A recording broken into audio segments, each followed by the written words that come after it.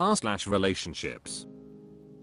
Thorabrazekros says, my 21 male, GF 20 female, still doesn't want to have sex after 3 years together. Should I stick it out with my girlfriend, or should this be a deal breaker? Hey fellow redditors, I'm reaching out for some advice on a sensitive topic that's been weighing heavily on my mind lately. My girlfriend 20 female and I 21 male have been together for 3 incredible years. We met in university and she was my first serious relationship, same with her. I love her dearly, but we've been facing an issue that's starting to take a toll on me. We still haven't had sex after 3 years together. It's not for lack of trying or desire, at least on my part. We've talked about it many times, and she says she wants to have sex with me too, but she's scared of getting pregnant. I understand that concern. I brought up contraception and other methods to try and address her concerns, but she still doesn't want to try. Which I understand, but what worries me is that she doesn't seem like she'll be ready anytime soon.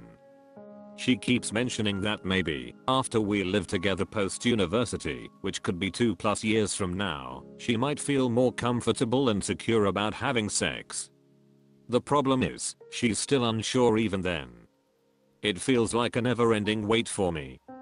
The thing is, I'm a very physically affectionate person, and intimacy is a huge part of my emotional connection with someone. Not having that level of intimacy with her is starting to feel like it's affecting our relationship as a whole. We've been together for 3 years, and I feel like we are still in this limbo where we can't fully express ourselves physically. While we still enjoy physical affection like cuddling and kissing, I feel like our relationship is missing a deeper level of intimacy that comes with being physically close in other ways. It's not just about the physical act itself, but also about the emotional connection and vulnerability that comes with it. To make things more complicated, she stays overnight at my place all the time right now, and it's great to have her close, but at the same time, it feels like we're already living together in many ways. Which makes me hesitant about actually moving in with her when we graduate. I know it sounds weird, but if we're not having sex, and I'm already feeling this way, I'm worried that living together will just amplify these feelings of disconnection and frustration. The thought of waiting another 2 or more years before getting to be physically intimate with her is starting to take a toll on me. I love my girlfriend dearly, and I don't want to pressure her into something she's not comfortable with. At the same time, I'm struggling to see how we can sustain this level of emotional intimacy without any physical connection. Has anyone else out there been in a similar situation? How did you handle it? Did you wait it out, or was there another way to find common ground? I'd love some advice on how to navigate this. Should I be patient and just enjoy the other aspects of our relationship for now, or is it reasonable to reevaluate whether this relationship is right for me in the long term? Too long, didn't read, been with my girlfriend for 3 years, still no sex due to her fear of getting pregnant. Feeling unfulfilled without physical intimacy and unsure about waiting another 2+ years. Also hesitant about moving in together if we are not having sex, which feels like it could amplify feelings of disconnection. Update: I wanted to take a moment to address some of the questions and concerns that have been raised in the comments. Firstly, I want to clarify that my girlfriend has explicitly stated that she is not asexual. We've had open and honest conversations about this topic, and she's assured me that her hesitation around sex is not related to a lack of desire or attraction, but rather her fear of getting pregnant. Additionally, I'd like to provide some more context around our intimate life together. While we haven't had PIV sex, we have explored other forms of physical intimacy. Oral sex, hand jobs, etc. There's a weird asterisk though that makes these moments feel a bit mechanical and forced. She has a rule where one of us can't be fully nude while the other is, and she keeps her distance when I finish, which makes it feel distant. I'll try and update this with better phrasing. Regarding the birth control issue, my girlfriend did get on birth control last year. She didn't end up telling me until a couple of months ago, which was confusing. However, even after finding out about this, our intimate life didn't change, which is why I brought up other methods to try and make her more comfortable.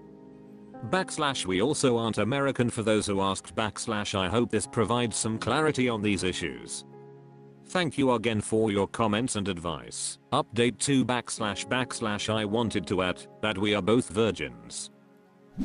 Haberdashery says, this isn't normal. Has she explored contraceptive methods? Does she have any female friends who are sexually active and could talk to her about how they prevent pregnancy? I was initially anxious about using the pill because nobody ever talked to me about it. It turned out that my mother used it, but she never thought to bring that up with me. Some girls can grow up in that kind of repressed environment. Grace Owl 197 says, are you sure isn't Muslim? Zarakin says, I was in the same boat and I broke up with her, in part because of this issue. It was the right move, but she instantly went out and started going beyond our highest levels of intimacy despite needing a strong emotional connection. So just a warning. This is likely an irreconcilable difference, but be ready for her to throw all her principles to the wind after you break up. Happened to me, seen it happen to other people, it's just a thing for some reason. Ranchik says, get married and make sure you have money to provide for wife, pregnancies and babies. I'm assuming the fear is not over actually birthing the baby. Old Scouter says, it's a deal breaker. If birth control, condoms etc don't ease her fears, it's likely that she needs therapy. WH7's ahead says, you actually need to go for it. If it's real hard for both of you, separate ways is the best option for both of you. If not, you will keep cuddling each other until some other dude comes to show her new spectrums of making love. Same for you. LibreOffice Warlock says, I think there is a non-zero chance here that she'll never be ready.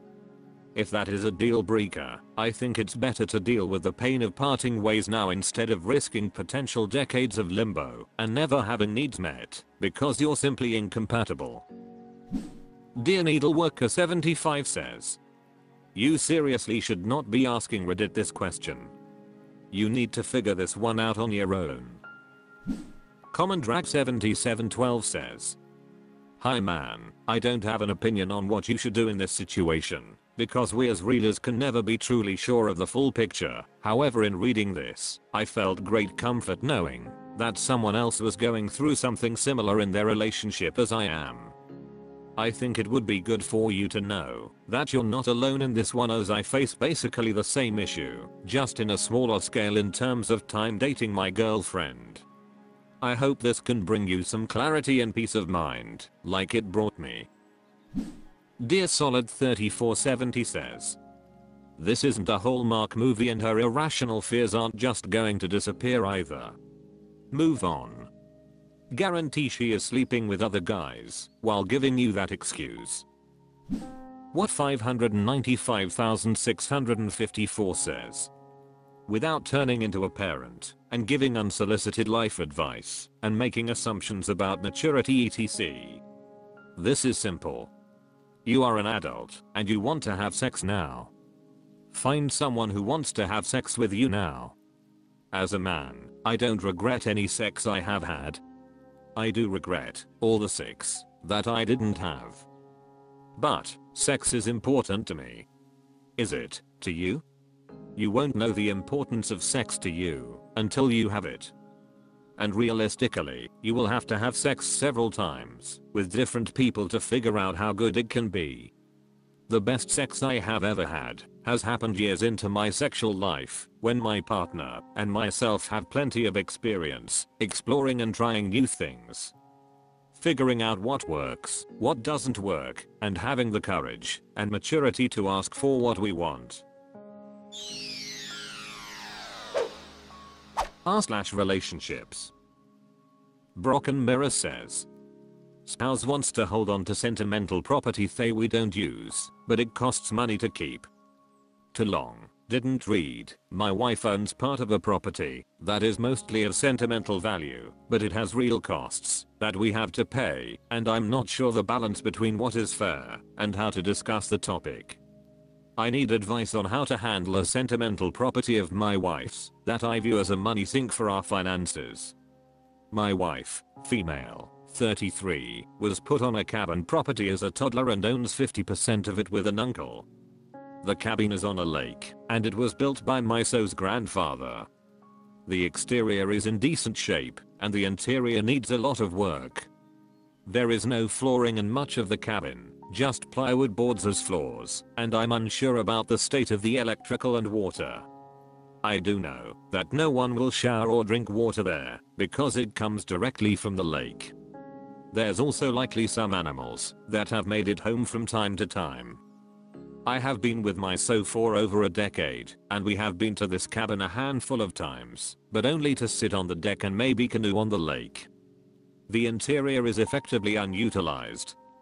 We used to live within 6 to 7 hours of this cabin, but now we have moved permanently across the country, where it'd take us a 2-plane flight to get there, or 14+ hours of driving.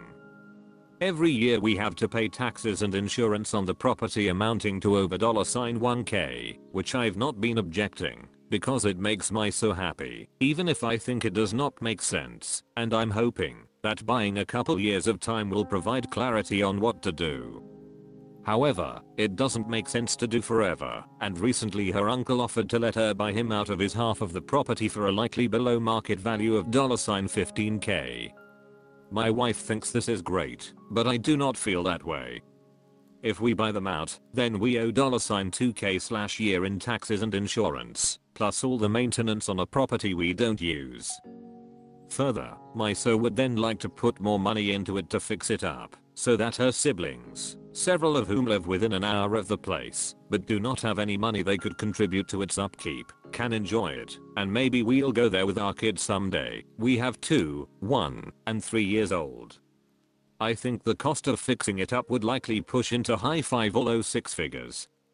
I don't think it makes sense to buy a cabin at all, much less put money in one so inconveniently located.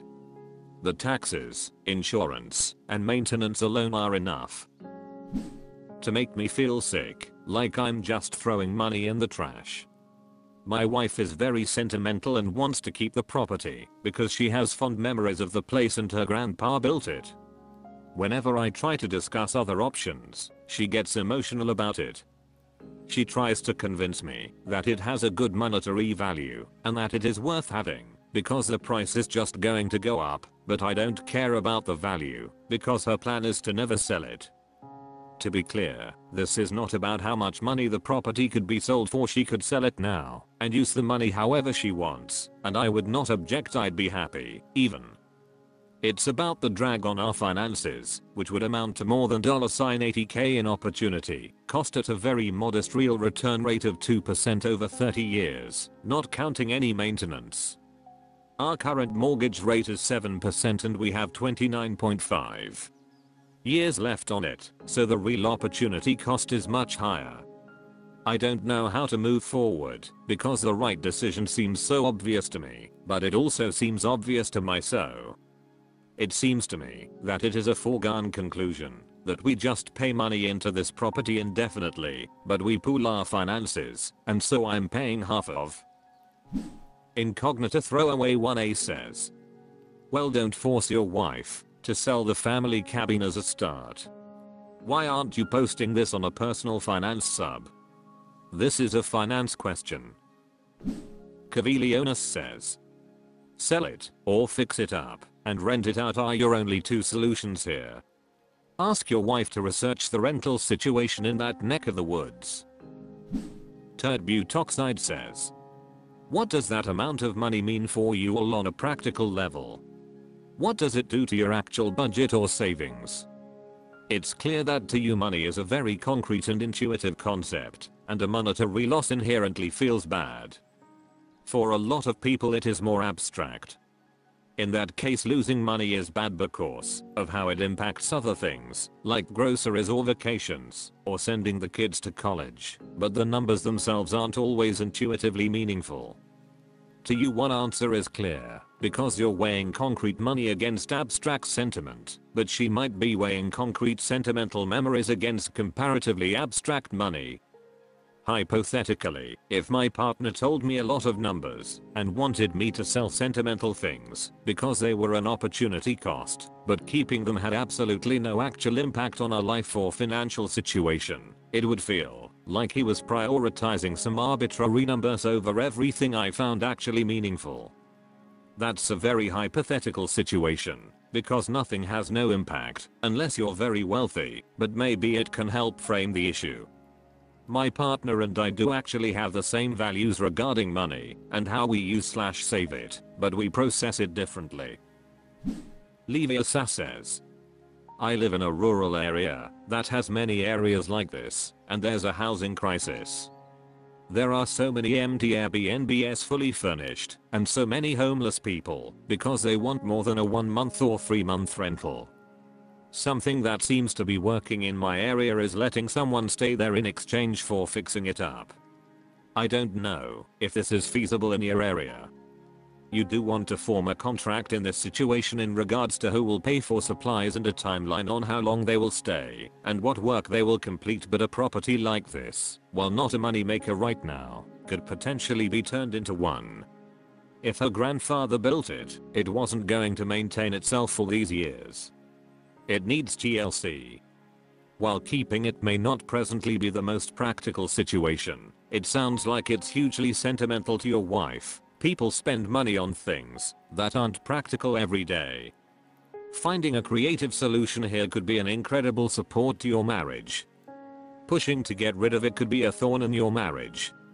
Matters of the heart aren't always practical or logical, and marriages aren't always about going with the most practical and logical choice. Figure out where you can afford to support something so meaningful in your marriage and work on an outcome together instead of you each pushing for your own sides. Compromise is possible here.